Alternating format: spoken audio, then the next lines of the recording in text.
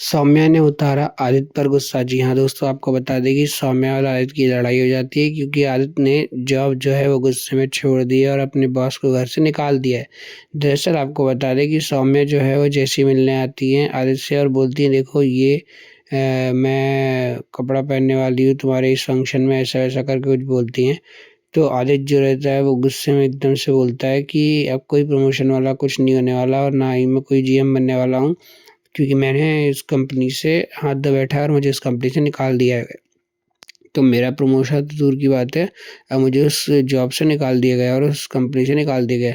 तो एकदम से जो सौम्या रहती है वो लड़ने लग जाती है और सौम्या बोलती है कि तुम्हारी हिम्मत कैसी हुई वो जॉब छोड़ने की, तुम्हें नहीं छोड़नी चाहिए थी जॉब, घर का खर्चा कैसे चलेगा, ये वो करके ब्लेम करने लग जाती है आदित्य को। तो आदित्य बोलता है कि मुझे नहीं फ़र्क पड़ता, लेकिन मैंने वो जॉब छोड़ दी। तो बस आदित्य के पीछे सौम्या जो है वो हाथ धोकर पीछे रह जाती है कि प्रमोशन जो है वो अगले साल भी हो सकता था, इसका मतलब ये थोड़ी ना कि तुम अपनी जॉब छोड़ दो। तो वही बोलता है कि मुझे जॉब से कोई लेना देना नहीं है क्योंकि उन्होंने मेरी इज़्ज़त नहीं करी।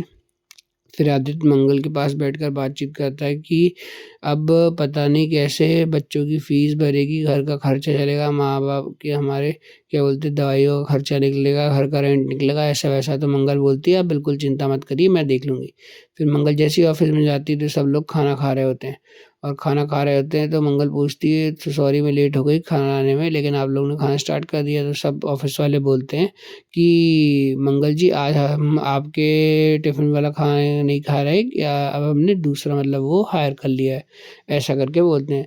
तो जैसे ही वो बोलते हैं तो मंगल को जब पता चलता है कि ऐसा हुआ है तो मंगल जाती है अपने बॉस से पूछती है कि क्या हुआ, आपने मुझे इस कंपनी से क्यों निकाल दिया बॉस?